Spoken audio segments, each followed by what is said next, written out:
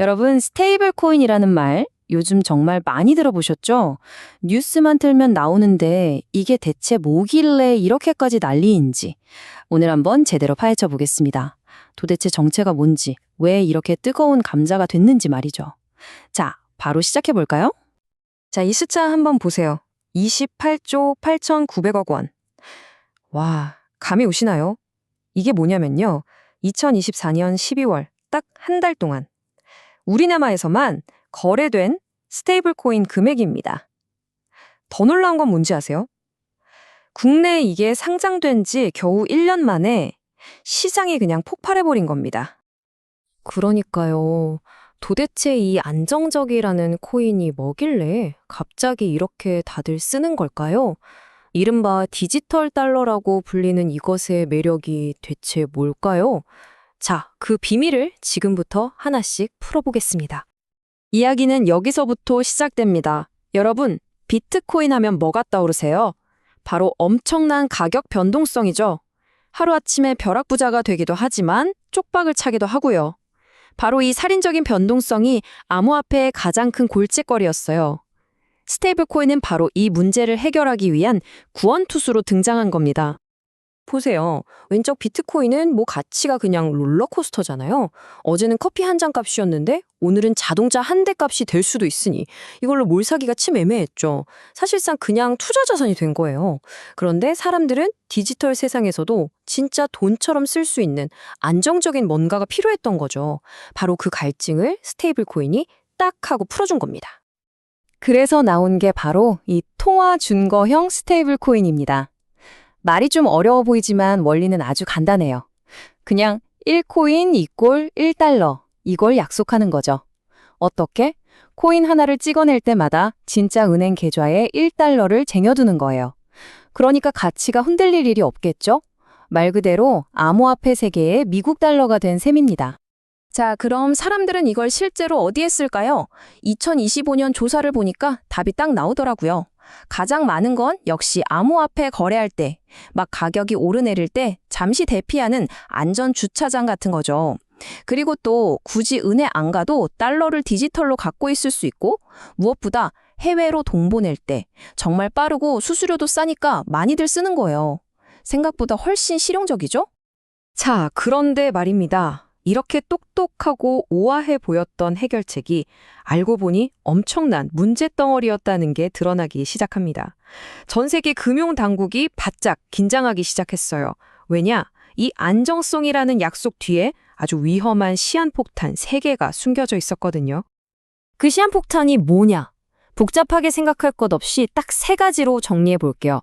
첫째, 금융 시스템 전체를 무너뜨릴 수 있는 시스템 리스크. 둘째, 바로 여러분과 제 돈이 날아갈 수 있는 이용자 리스크. 그리고 마지막 셋째, 나쁜 사람들이 너무나 좋아하는 범죄 리스크입니다. 자, 하나씩 제대로 뜯어보죠.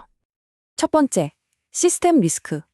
이게 그냥 그럴 수도 있다 수준의 이야기가 아니에요. 실제 벌어진 일입니다.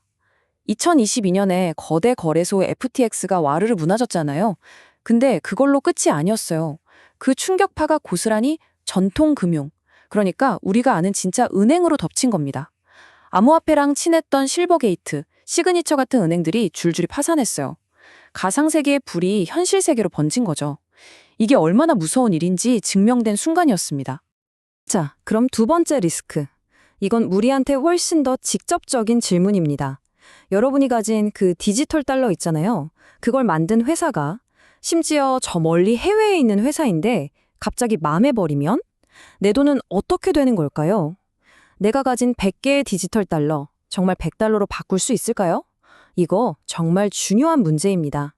그 답의 힌트를 여기서 찾을 수 있습니다. 이게 가장 유명한 스테이블 코인 USDT가 우리는 이만큼 돈을 갖고 있어요 라고 공개한 내역이에요.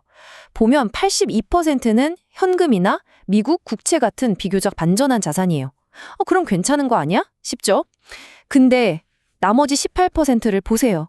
회사채, 대출, 심지어 비트코인 같은 위험 자산이 섞여 있습니다. 만약에 시장이 안 좋아져서 저 위험 자산들 가격이 폭락하면 1달러를 못 맞춰줄 수도 있다는 얘기가 됩니다. 그리고 마지막 세 번째 리스크, 바로 범죄 문제입니다. 스테이블 코인의 장점이 뭐였죠? 익명성, 그리고 국경 없는 빠른 송금. 근데 이게 안타깝게도 범죄자들이 가장 좋아하는 특징이기도 합니다. 그들에게는 정말 최고의 도구가 되어버린 거죠. 이 그래프를 보시면 정말 깜짝 놀라실 겁니다. 불과 2022년만 해도요, 불법 자금하면 비트코인이 대명사였어요. 그런데 딱 2년 만에 상황이 완전히 뒤집혔습니다. 2024년 기준으로 블록체인 위에서 일어나는 불법 거래의 무려 63%가 스테이블 코인을 통해 이루어지고 있어요. 자금 세탁, 범죄 자금 이동의 고속도로가 되어버린 겁니다. 자, 상황이 이쯤 되니 각국 정부와 중앙은행들이 더 이상 팔짱만 끼고 있을 수가 없게 된 거죠. 이거 가만 놔두면 큰일 나겠다 싶어서 전 세계 주요국들이 드디어 칼을 빼들기 시작했습니다. 스테이블 코인을 어떻게든 규제 틀 안으로 끌어들이려는 보이지 않는 전쟁이 시작된 겁니다. 각국의 움직임을 한번 보세요. 되게 흥미로운 게 유럽연합, 일본, 미국 다들 접근 방식이나 부르는 이름은 조금씩 달라요. 유럽은 전자화폐라고 보고 일본은 전자지급수단이라고 하고. 근데 핵심은 똑같습니다. 이건 더 이상 기술이 아니라 돈이다. 그러니까 금융당국이 관리해야 한다. 바로 이겁니다. 어떻게든 감독의 울타리 안으로 넣으려고 하는 거죠. 이 모든 움직임을 관통하는 딱 하나의 원칙이 있습니다. 바로 동일 기능, 동일 리스크, 동일 규제. 이게 무슨 말이냐면 하는 짓이 똑같으면 위험도 똑같고 따라서 규제도 똑같이 받아야 한다는 아주 상식적인 원칙이에요. 스테이블 코인이 돈처럼 쓰이잖아요? 그럼 은행처럼 똑같이 규제하겠다는 겁니다. 말은 쉽지만 이걸 디지털 세상에 적용하는 건 정말 거대한 도전이죠. 자, 그럼 이제 마지막 질문으로 넘어가 보겠습니다. 스테이블 코인의 미래는 과연 어떻게 될까요? 이건 결국 균형 찾기 싸움이에요. 이 편리한 기술 혁신을 막무가내로 억누르지도 않으면서 동시에 우리 같은 소비자들을 보호하고 금융 시스템 전체가 흔들리지 않게 만들 그 절묘한 지점을 찾는 것, 이게 지금 모두의 숙제입니다. 이 어려운 상황을 아주 기가 막히게 비유한 보고서가 있습니다. 2025년 한국금융연구원 보고서인데요.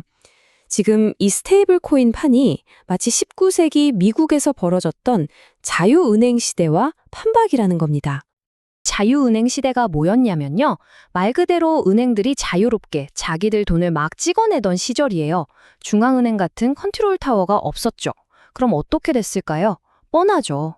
능력도 안 되면서 돈을 마구 찍어낸 은행들은 망해버렸고 그 은행 돈을 갖고 있던 사람들은 하루아침에 그냥 종이 쪼가리를 들고 길거리에 나앉게 된 겁니다. 어때요? 지금 민간 기업들이 달러를 찍어내는 스테이블 코인 상황이랑 너무 비슷하지 않나요? 규제가 없다면 역사는 반복될 수 있다는 정말 섬뜩한 경고입니다. 결국 우리는 선택의 기로에 서 있습니다. 돈의 미래가 디지털이라는 건 이제 누구도 부정할 수 없는 사실이에요. 남은 질문은 이것뿐입니다. 우리가 미리 현명한 규칙을 만들어서 이 미래를 안전하게 맞이할 것인가? 아니면 또 한 번의 거대한 위기를 온몸으로 맞고 나서야 뒤늦게 후회하며 수습에 나설 것인가? 그 선택의 시간이 지금 우리 옆에 놓여 있습니다. 여러분의 생각은 어떠신가요?